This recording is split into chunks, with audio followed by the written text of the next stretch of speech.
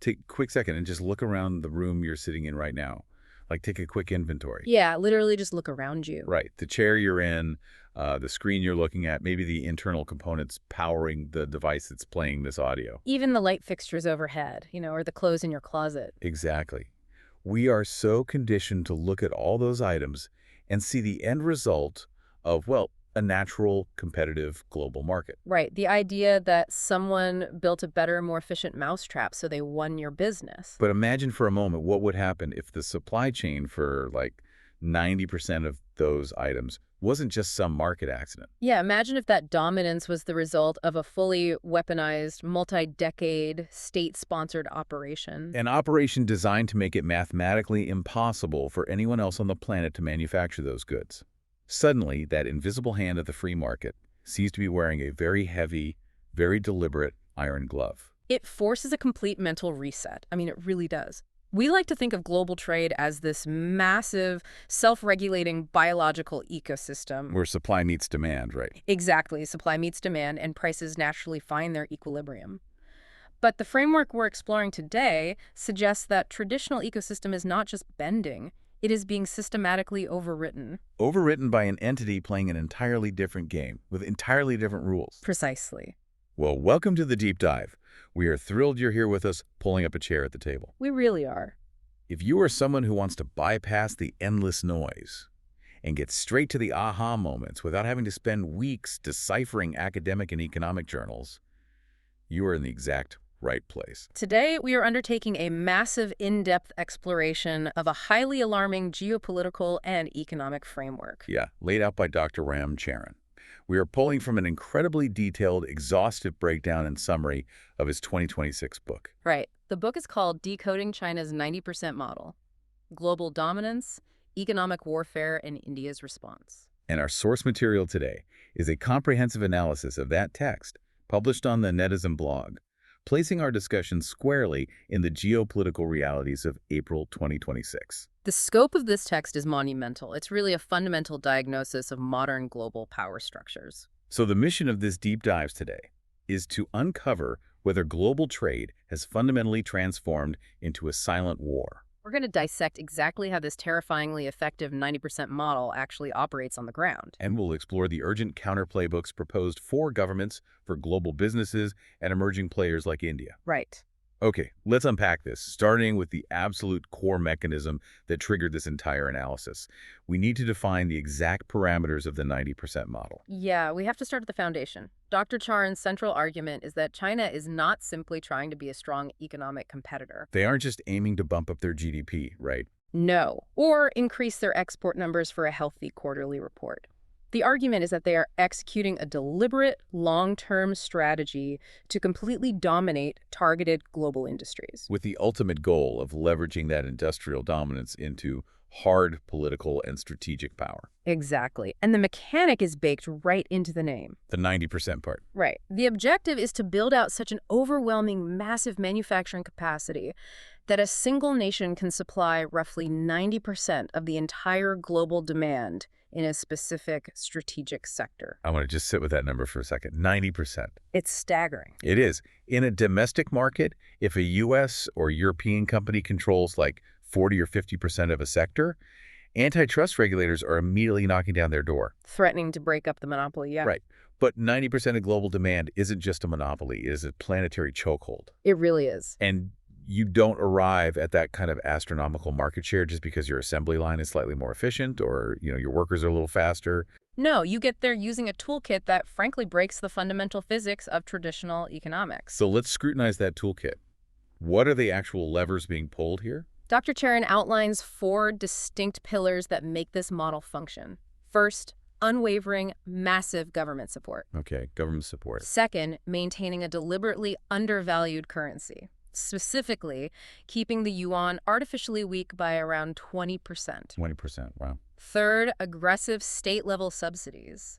And fourth, the most lethal tool of all pricing products below the actual cost of production for sustained periods. We have to break those mechanics down because throwing around terms like undervalued currency can sound like abstract financial jargon. Yeah, it sounds like something from an econ textbook. Right, but the real-world impact is devastating. Let's look at that 20% currency devaluation.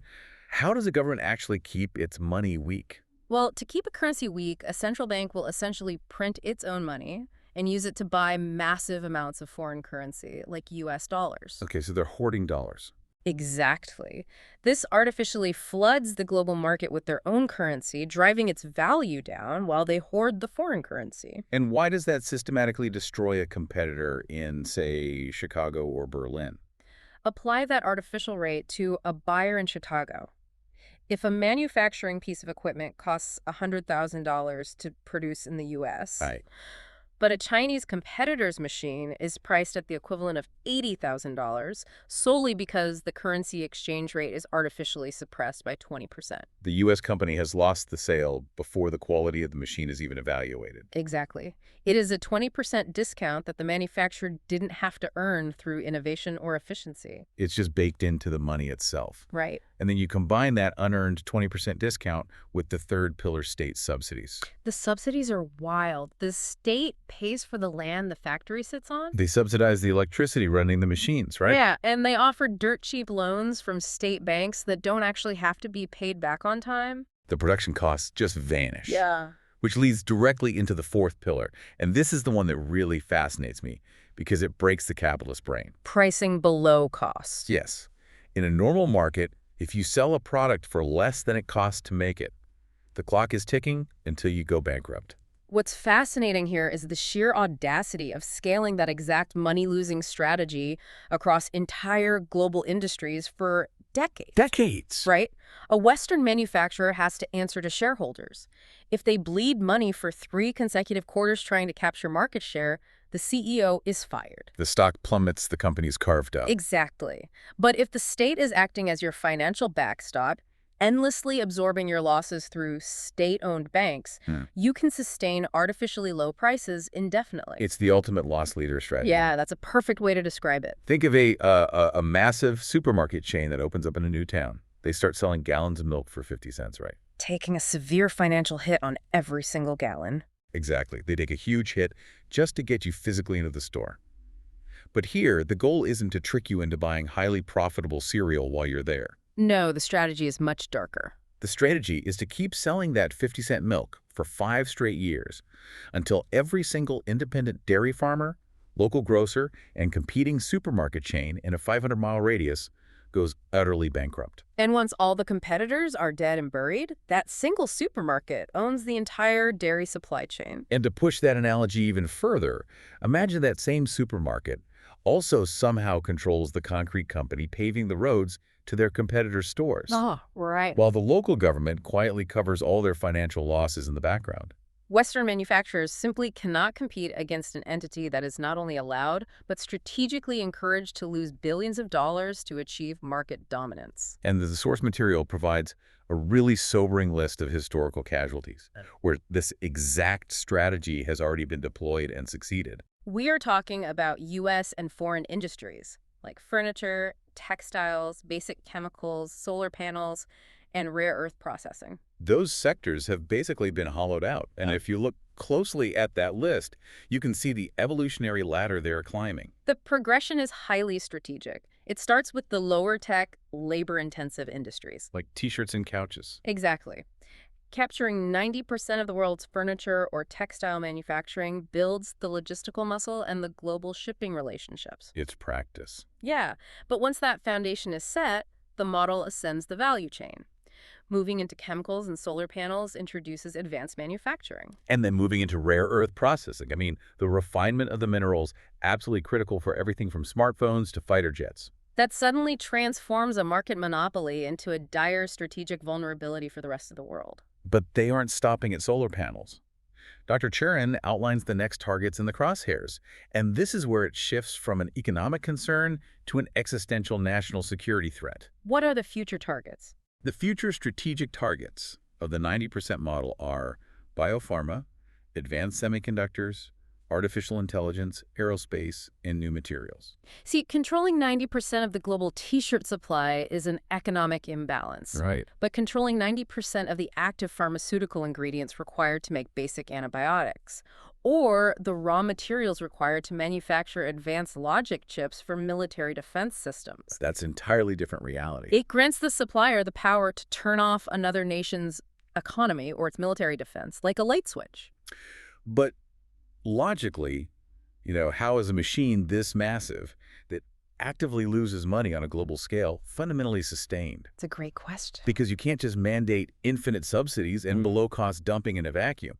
It requires a completely different operating code at the very top of the national structure. Right. To understand the sustainability of the model, you really have to examine the psychology and structure of the leadership. Which moves us from the what to the how. Exactly.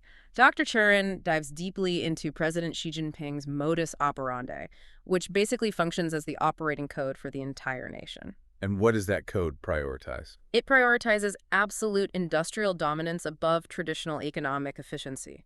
It mandates deeply synchronized long-term execution from the highest echelons of the central government all the way down to the floor managers in provincial factories. So it means we have to stop looking at their economic strategy as competitive market behavior. Yeah, we view economics as a realm of businesses competing for profit. But this operating code treats economic capability as a fundamental, non-negotiable pillar of national strategy. The Western mind naturally separates the state from the corporation. Yeah, completely. We view a business as an entity existing to serve its shareholders. And a government as an entity existing to serve its citizens. But in the framework Charan describes, that firewall does not exist. No, it doesn't. The corporation is fundamentally a vehicle for state power. And that explains how these globally dominant companies are created. I mean, they aren't just spun up out of a garage by a couple of entrepreneurs. No, they are forged. They're forged through massive capital injections, explicit state backing, and intense policy coordination. They start as favored national champions within their own borders, and once they dominate the domestic market, the state weaponizes them to become global powerhouses. And the structural advantage here is the time horizon. What do you mean? Well, we touched on the Western CEO sweating over the quarterly earnings report. Right, the 3-month window. Yeah. The state-backed economic model operates on multi-generational timelines. A state-backed entity can bleed capital for 15 years to destroy a foreign rival because its primary metric for success isn't return on investment. It's strategic market capture. Exactly. The state-owned banks will simply roll over the non-performing loans. The debt is shuffled around internally to ensure the tip of the spear, the company actively destroying foreign competition, never runs out of momentum. So I have to ask a blunt question here. If a quote-unquote company is completely backed by the state, right? Yeah. If it has unlimited access to capital, regardless of its profit and loss statements, and if its strategic decisions are dictated by national policy rather than market demand. Are they even companies? Exactly. Are they even companies in the way we understand the word? Or are they just economic branches of the military and government operating under a corporate logo? Dr. Charan's analysis strongly points to the latter. When a corporate entity is deploying capital not to yield a financial dividend, but to yield geopolitical leverage on behalf of its government, it has transcended the definition of a business. It is a strategic organ of the state. Without a doubt. Which brings us to a massive logistical problem. Yeah. Because dominating manufacturing and producing 90% of the world's strategic goods is essentially useless if those goods are just sitting in warehouses. Right, you have to control the physical flow of the global economy. Exactly. Manufacturing the product is merely phase 1. Controlling the arteries of global trade is phase 2. Dr. Charan emphasizes that this model relies on absolute control over global flow. And they do this through deep supply chain integration, physical logistics networks, and data dominance. We are talking about the physical infrastructure of the planet here. The shipping containers, the massive cranes, the deep water ports spanning across continents from Africa to South America to Europe. But the source material highlights that this physical control is supercharged by digital insights. And this is terrifying. It is. The physical and the digital converge to create a staggering advantage. Imagine owning the deep water port where the cargo arrives. Okay. Now, imagine also owning the logistics software platforms that track the inventory moving through that port. So you don't just know what is sitting on the dock. No, you know when it's being shipped, who is buying it, at what volume, and to which competing nations it is heading, all in real time. It is a digital panopticon of global commerce. Yeah, you can identify supply chain vulnerabilities in rival nations before they even realize they have a shortage themselves. Here's where it gets really interesting. The source material explicitly links this industrial and logistical control directly to military strength. Yes. They use the phrase conscripting technology. In the 90% model, the line between civilian technology and military application is completely erased. The concept of dual-use technology is critical here. Walk us through that. Well, when a state directs its massive industrial capacity to master commercial aerospace components or forces the development of cutting-edge artificial intelligence for consumer data processing, That exact same supply chain and intellectual capital is instantaneously available to the military apparatus. exactly. There is zero friction between a civilian breakthrough and a military upgrade. So if a state-backed logistics company approaches a developing nation and offers to build them a state-of-the-art commercial port. It's never just a commercial real estate venture. Right. It is a node for logistics control, a massive data harvesting operation, and a potential dual-use military staging asset, all disguised as an economic development initiative. That realization forms the terrifying pivot point of the entire framework. When you control the factories producing the critical goods, when you control the deepwater ports shipping them, and when you control the data networks routing them. Global trade fundamentally ceases to be trade. Right.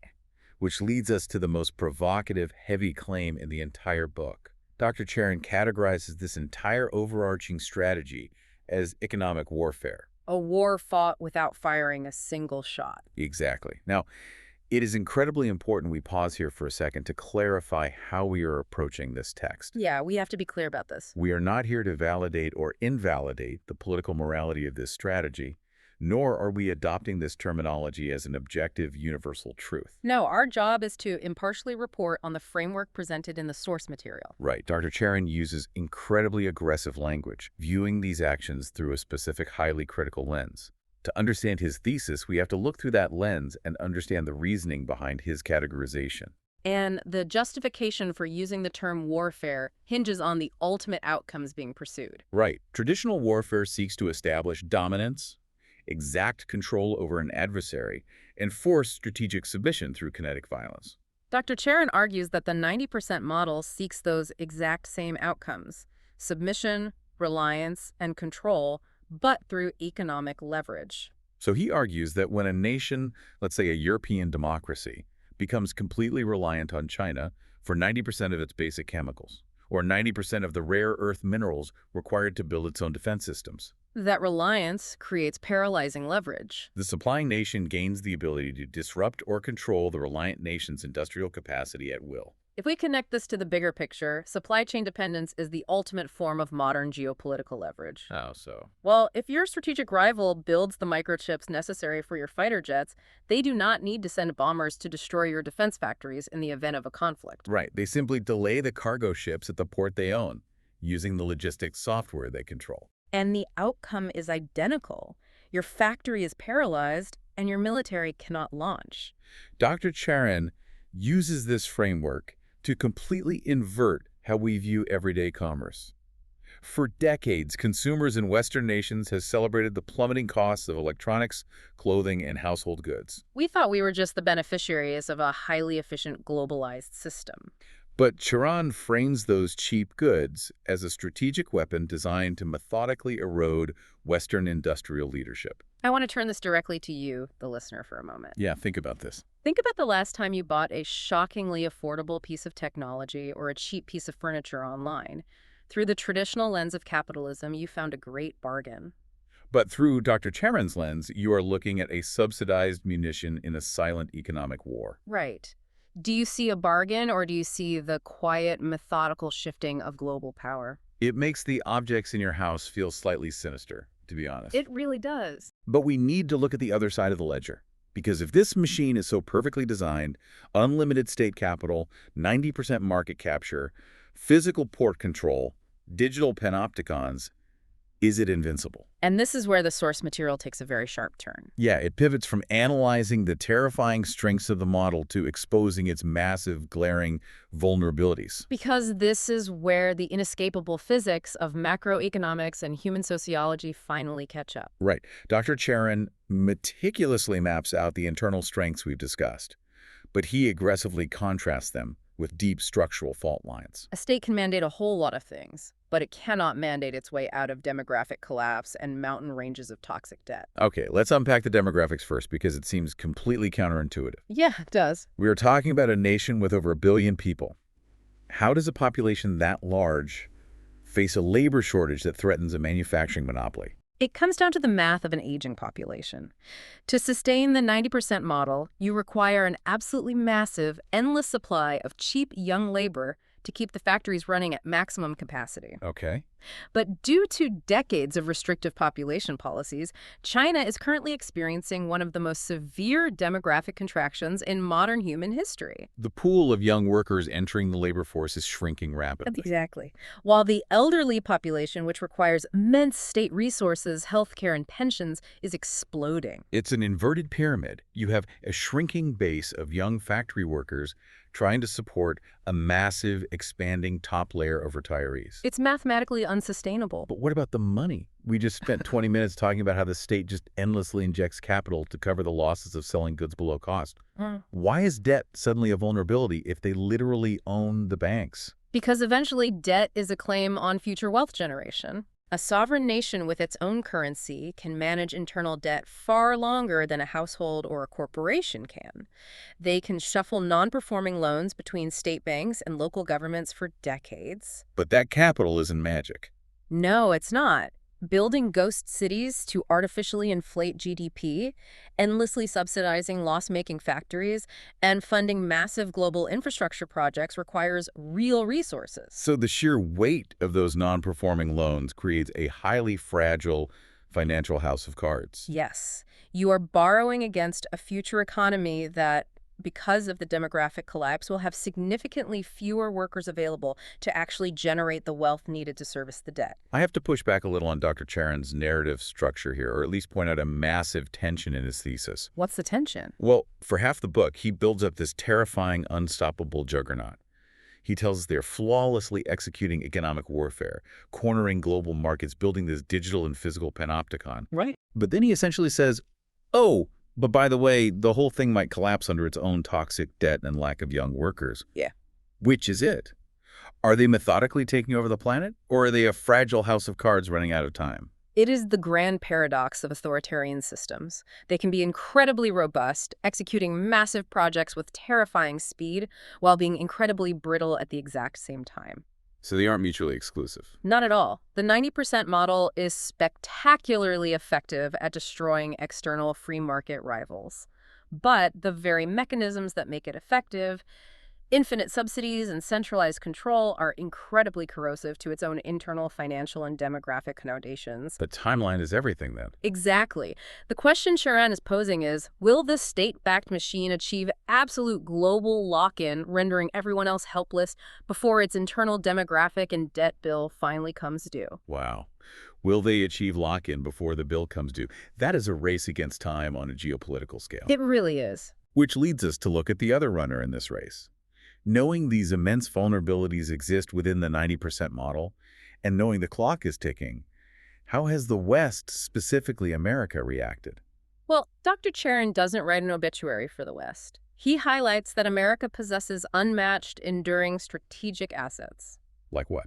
We are talking about incredibly deep innovation ecosystems, fluid and robust capital markets that reward genuine disruption, premier scientific institutions, and a cultural strength rooted in adaptability and free inquiry. But if America has the capital, the science, and the innovation, how did the 90% model manage to systematically hollow out industry after industry for 2 decades? That's the tragic part. The source material details a massive delayed awakening. It explicitly mentions policy missteps, a phenomenon called unilateral fragmentation, and just a pervasive complacency that paralyzed the West. Let's explain unilateral fragmentation, because it seems like the exact weakness the 90% model exploits. Yeah, imagine the US, the European Union, and Japan all realizing that a foreign state is dumping below-cost solar panels into their markets. Okay. Instead of responding together, they fragment. The U.S. slaps a 15% tariff on the panels. The EU, worried about angering a major trade partner, does nothing. Japan passes a minor regulatory hurdle. So it's totally disjointed. Completely. A centralized, state-backed machine looks at that fragmented response and simply routes the solar panels through the EU, bypasses the Japanese regulation, and absorbs the 15% U.S. tariff using state subsidies. Because we were operating in silos. Exactly. And that highlights the fundamental friction between different systems of governance. A free market democracy relies on debate and consensus building. Which is intentionally slow and highly messy. Right, and it is driven by diverse corporate interests. A tech CEO in California might be lobbying the government for open trade with China to sell software. While a steelworker union in Ohio is lobbying the exact same government for tariffs to protect their jobs. This raises an important question, though, regarding the survival of democratic free markets. It does. While the West was endlessly debating quarterly profit margins, arguing over free trade theories written in the 1990s, and fighting domestic political battles. The authoritarian regime was executing a highly centralized, unilateral strategy. They didn't have to build consensus. They just issued a mandate. It sounds like we were playing a highly decentralized game of checkers, and they were playing a deeply coordinated game of Go. That's a perfect analogy. And the source material argues this complacency was born out of a massive, fundamental misunderstanding of intent. Precisely. For decades, the foundational assumption in Western foreign policy was that as China integrated into the global market and the World Trade Organization, the invisible hand would work its magic. The assumption was that participating in free trade would naturally liberalize their economy and force them to adopt Western democratic norms. Dr. Charan's framework is essentially a postmortem on that assumption.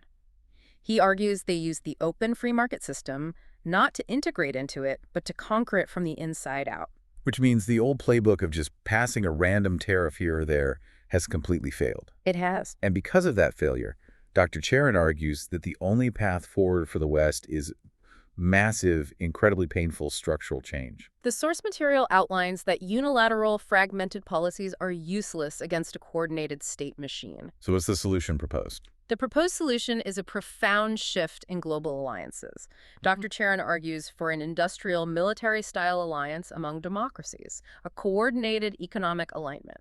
What does that look like in practice? It requires the U.S., the EU, Japan, South Korea, and others to treat supply chains and industrial manufacturing capacity with the exact same gravity, integration, and mutual defense pacts as NATO treats military defense. Wow. And that concept takes us to the most radical structural shift discussed in the text, what he calls the China breakup. Yes. This is the structured decoupling of critical supply chains.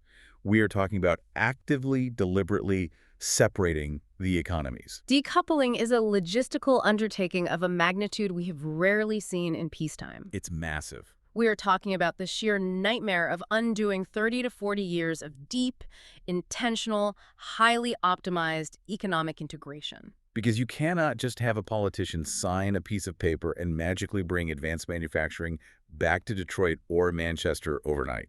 Exactly. It's not a light switch. If you want to build a new semiconductor fabrication plant in the U.S. to replace the ones in Asia, you need billions of dollars, environmental clearances, local zoning approvals. And most importantly, you need thousands of highly trained, specialized workers who know how to operate the machinery. A workforce that has largely been allowed to atrophy in the West. Right. The book deeply assesses the immense risks involved here. Decoupling requires rebuilding decades of lost physical infrastructure, retraining massive segments of the population, and securing entirely new, reliable streams of raw materials. It requires incredibly delicate sequencing, too, to execute this separation without triggering massive inflation or completely collapsing your own domestic economy in the process. I picture the global economy right now like conjoined twins who have grown together over 40 years. Oh, that's a good way to look at it. Yeah, and they now share a single cardiovascular system. The doctors, in this case, the geopolitical strategists, are saying that to ensure the long-term survival of the democratic twin, they have to surgically separate them. It might be absolutely necessary, but the surgery itself is going to be incredibly bloody, exorbitantly expensive, and massively dangerous to the immediate health of both patients. That is a stark, accurate analogy. The shared cardiovascular system is the flow of rare earth metals, manufactured components, logistics data, and capital. Severing those arteries is an operation with profound generational consequences. So how is this surgery actually performed without killing the patient? We can't just operate in the realm of theory forever. No, and the final part of Dr. Charan's book is highly actionable. It outlines two specific playbooks for counterattacking this model at both the macro and the micro levels. Okay, let's look at the macro level first. The convergence playbook. Right, this is aimed directly at sovereign governments. It provides practical guidance on how to actually forge these new industrial alliances. It calls for shared industrial scale across allied nations. So instead of the U.S. trying to build the entire semiconductor supply chain entirely within its own borders, it coordinates. Exactly. The U.S. handles the design and final assembly. The Netherlands provides the advanced lithography machines. Japan provides the specialized chemicals. And they all agree to protect each other's markets. It establishes collective economic defense.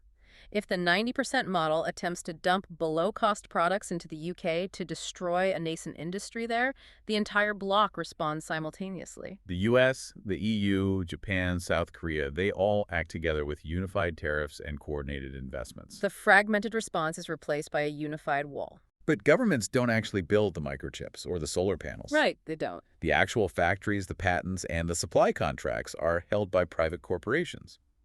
Which brings us to the micro level.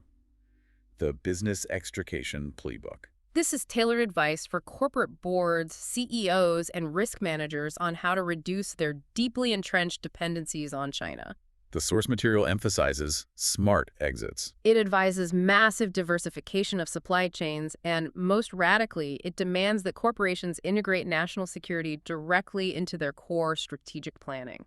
We really need to pause and explore the whiplash this is causing in corporate boardrooms. Oh, it's a massive shock to the system. For 50 years since the dawn of hyperglobalization, the singular mantra taught in every business school and demanded by every shareholder has been maximum efficiency. Find the absolute cheapest place on the planet to manufacture your widget, establish a just-in-time supply chain with zero inventory buffer, and maximize the profit margin. The flag flying outside the factory didn't matter. Not at all. And now, Dr. Charan is declaring the death of frictionless globalization. CEOs are suddenly being told they have to care deeply about national security and geopolitical fault lines. They are no longer just executives responsible for maximizing dividends. They are unwilling players, and their supply chains are the battlefields in global defense. So what does this all mean for the CEO sitting in a boardroom tomorrow morning? It means they can no longer look at a spreadsheet, see that a component manufactured in Shenzhen is 3 cents cheaper than the same component manufactured in Mexico, and automatically choose Shenzhen.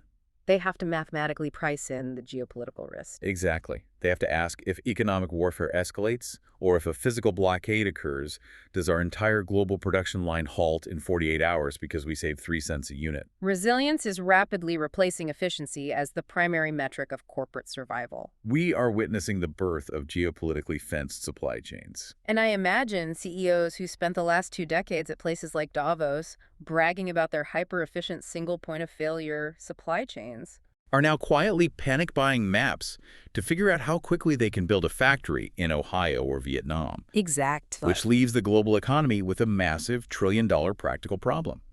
If all these massive Western tech firms, automotive giants, and pharmaceutical companies are executing these smart exits and diversifying away from the 90% model. Where exactly do they go? Right. You can't just relocate the manufacturing capacity of the world to Germany or Texas. It's too expensive, and the labor pools aren't nearly large enough. This brings us to a very specific, critical focus in the source material: the India opportunity. The summary explicitly highlights India's unique, historic window of opportunity to step into this massive void. As structural decoupling accelerates, India is theoretically positioned to attract the wave of Western capital and manufacturing that is desperately seeking a new home. But the text is remarkably clear-eyed about this. It is not an automatic victory for India just because they exist. No, not at all. There are massive structural hurdles India must overcome to actually catch this shifting supply chain. The source material plainly lists the requirements. India must drastically improve its physical infrastructure, it must slash its notoriously complex bureaucracy, and it must rapidly build advanced manufacturing capabilities. We have to break down the difference between potential energy and kinetic energy in economics here. Okay, walk me through that. While India has potential energy in the form of a massive young population. Right. But there is a world of difference between simply having a billion citizens and possessing a highly coordinated, infrastructure-rich manufacturing ecosystem. Let's look at the bureaucracy hurdle. Yeah. If a Western CEO wants to relocate a factory, they're looking at the friction of doing business. Yeah, and in the authoritarian model, a local party official can clear 1,000 acres of land, displace a village, build a road, and connect a power plant in 6 months to win the factory. In India, a thriving yet highly complex democracy, that same CEO might spend 5 years fighting local state zoning laws, navigating contradictory federal tax codes, and waiting for a single highway to be paved. That is the exact friction that scares capital away.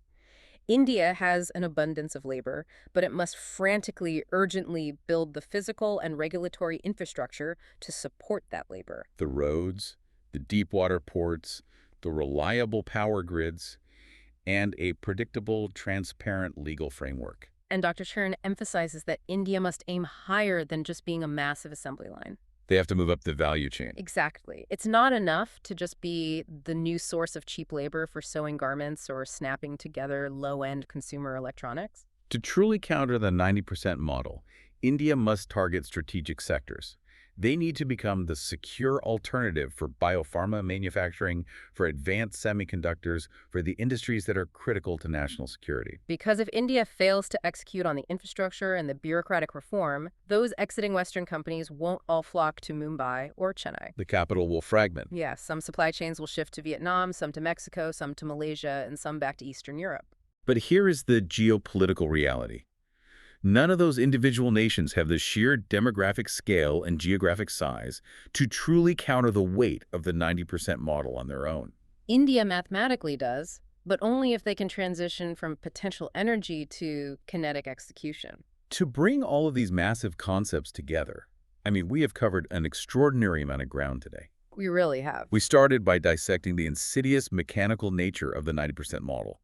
We explored how state-backed capital, artificially suppressed currencies, and decades of below-cost dumping are weaponized. Not to compete in a market, but to systematically annihilate foreign competitors. We examined the authoritarian operating code that refuses to separate the corporation from the state, treating global trade as a theater for economic warfare. We traced how physical logistics, digital data dominance, and dual-use technology merge into a single, cohesive apparatus of control. We look deeply at the terrifying structural vulnerabilities threatening to collapse this model from the inside. The rapidly shrinking workforce colliding with an exploding elderly population. All resting on a fragile foundation of endlessly rolled over, toxic state debt.